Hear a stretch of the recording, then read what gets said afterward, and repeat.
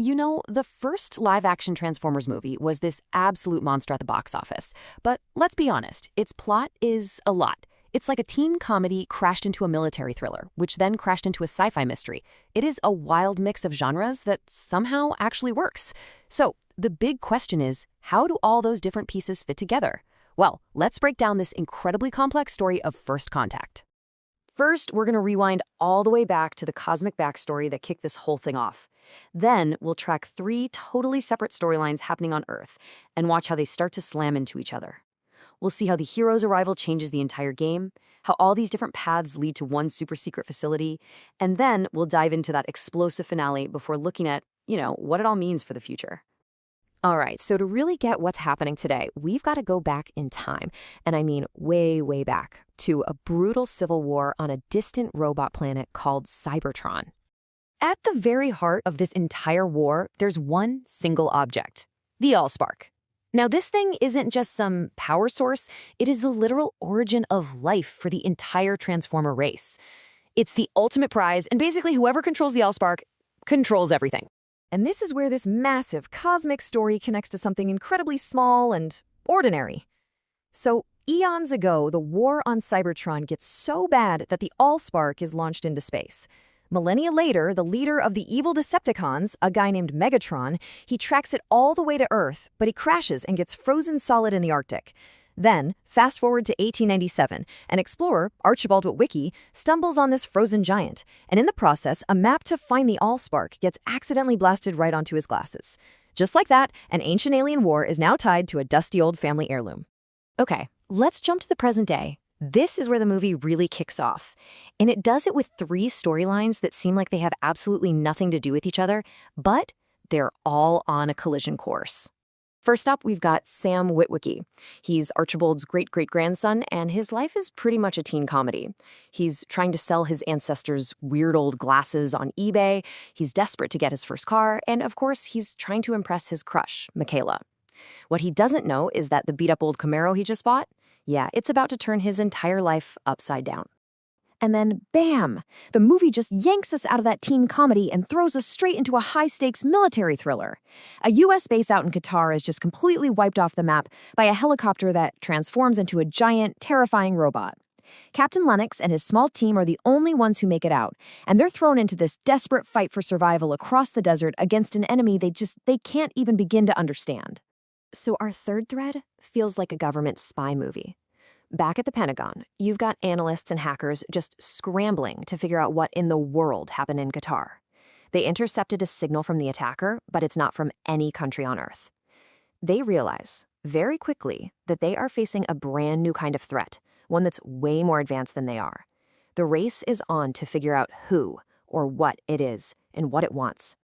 And this right here, this is the moment where everything starts to click into place. The heroes of our story finally make their entrance, and those 3 separate plot lines, they're about to have a very messy reunion. For Sam, the big reveal is about as dramatic as it gets.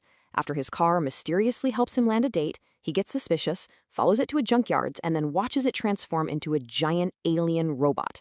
This is Bumblebee, an Autobot scout, and he's just sent out a signal the cavalry is officially on the way. And that cavalry arrives in serious style. Meteors come screaming down from the sky, revealing the rest of the team. You've got the noble leader, Optimus Prime, the super cool and capable Jazz, the big tough weapons expert, Ironhide, and the team's medic, Ratchet. These are our good guys. So Optimus Prime lays it all out for Sam. He explains the whole story, the war on their home planet Cybertron, and why finding that AllSpark is so unbelievably important. And the stakes? They couldn't be higher. If the Decepticons get their hands on the cube, they're not just going to conquer Earth. They'll use it to turn all of our technology, our cars, our planes, into a brand new Decepticon army. Okay, so now all the players are finally on the board. And every single one of them, we're talking Sam, Michaela, the soldiers, the government analysts, they are all about to wind up in the exact same, very, very secret location. Just as Sam finally figures out the deal with the glasses and the Autobots get a lock on the AllSpark's location, a totally new player enters the game. They call themselves Sector 7. They're this super clandestine government agency that's apparently known about the Transformers for decades. They just swarm in, grab Sam, Michaela, and Bumblebee, and drag them all off to a secret headquarters. So where is this top secret base? Deep inside the Hoover Dam. And this is where the biggest secrets of the whole movie are just laid bare.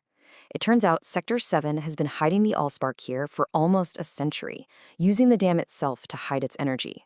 But even more shocking, they have the frozen body of Megatron, who they just call NBE-1, and they've been reverse engineering his alien tech to create basically all of our modern technology, from microchips to stealth bombers. But uh-oh. The Decepticons have a spy on the inside.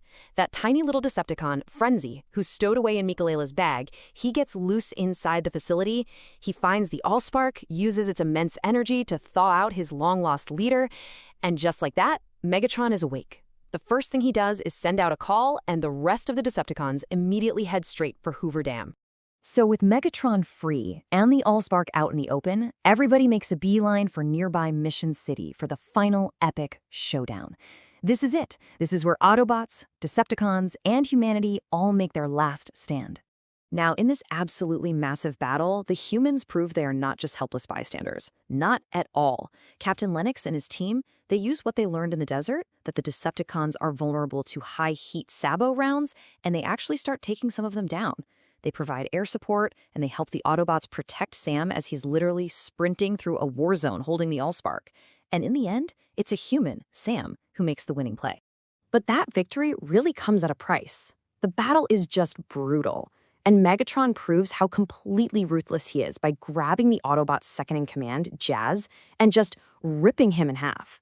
It's a genuinely shocking moment that shows you just how lethal the Decepticon leader truly is. So at the climax, Optimus Prime is beaten down, he's pinned by Megatron.